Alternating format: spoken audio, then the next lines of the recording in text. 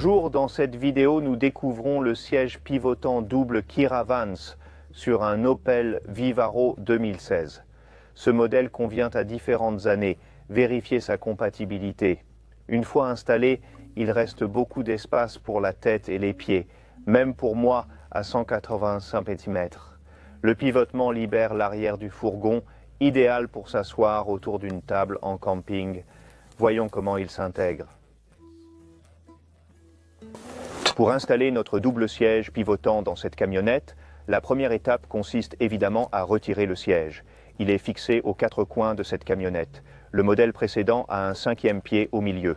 À l'arrière, nous avons de longs boulons en forme d'étoile. Nous devons les retirer à l'aide d'un jeu de douille ordinaire. À l'avant, il y a quelques écrous avec des rondelles qui doivent être retirées. Vous pouvez facilement le faire à l'aide d'un jeu de douille standard.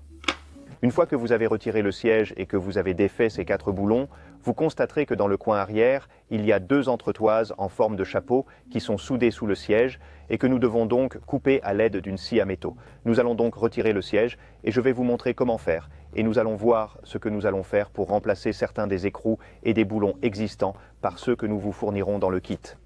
Nous avons donc retiré le siège de cette camionnette et avant d'installer le siège pivotant, je voulais juste vous montrer ce qu'il faut faire avec certains boulons. Dans le fourgon d'origine, il y a ces goupilles qui dépassent, sur lesquelles se trouvent l'écrou et la rondelle. Nous allons les retirer à l'aide d'une clé Torx T30. Ils mesurent environ 10 cm de long. Nous allons donc les retirer et ne pas les réutiliser. Au lieu de cela, nous allons boulonner l'émerillon avec un boulon plus long que nous fournissons. À l'arrière du siège, vous pouvez voir que le plancher en caoutchouc est plus haut de quelques centimètres que le plancher en acier de la camionnette. C'est donc à cet endroit que se trouve normalement la pièce du chapeau sous le siège et qu'elle fait office de cale d'espacement. Nous devons donc l'enlever du siège. Nous la remettrons en place sous le pivot et le pivot se replacera sur le dessus pour nous donner une surface plane sur laquelle travailler. En regardant le dessous de notre siège, vous verrez qu'il y a deux sections de chapeau, une de chaque côté à l'arrière, que nous devons couper.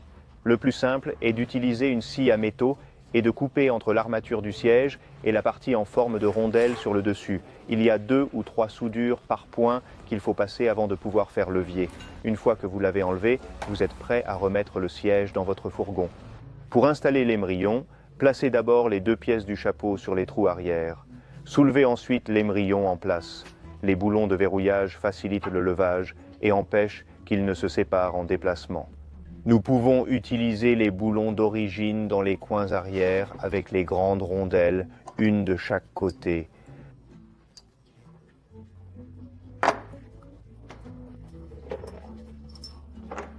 À l'avant, nous avons retiré les goupilles à double filetage et les couples de serrage, et nous allons les remplacer par des boulons longs et des rondelles que nous fournissons dans le kit. Ces boulons et rondelles sont insérés dans les deux trous avant. Vissez-les fermement.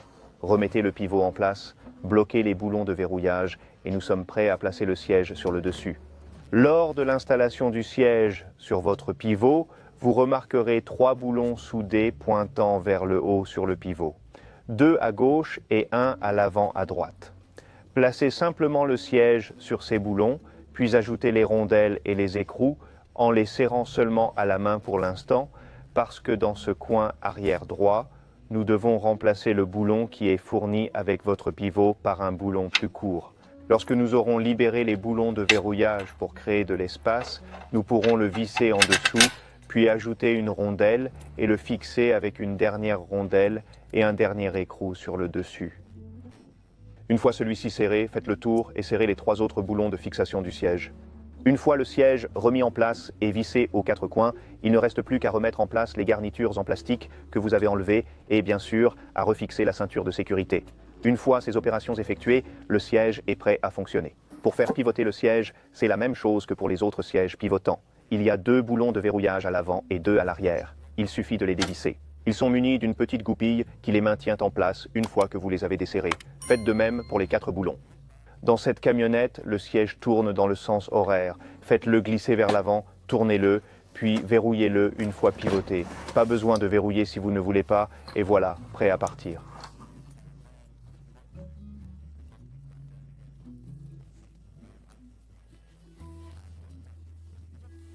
Pour remettre le siège en position normale face à la route, asseyez-vous à nouveau à l'arrière de la voiture, défaites les 4 boulons de verrouillage si vous les avez bloqués et, dans ce cas, poussez le siège vers l'avant et tournez-le dans le sens inverse des aiguillés d'une montre.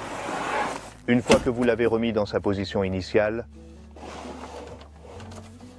nous trouvons toujours qu'il est plus facile d'enfoncer un peu le boulon, de lui donner quelques tours.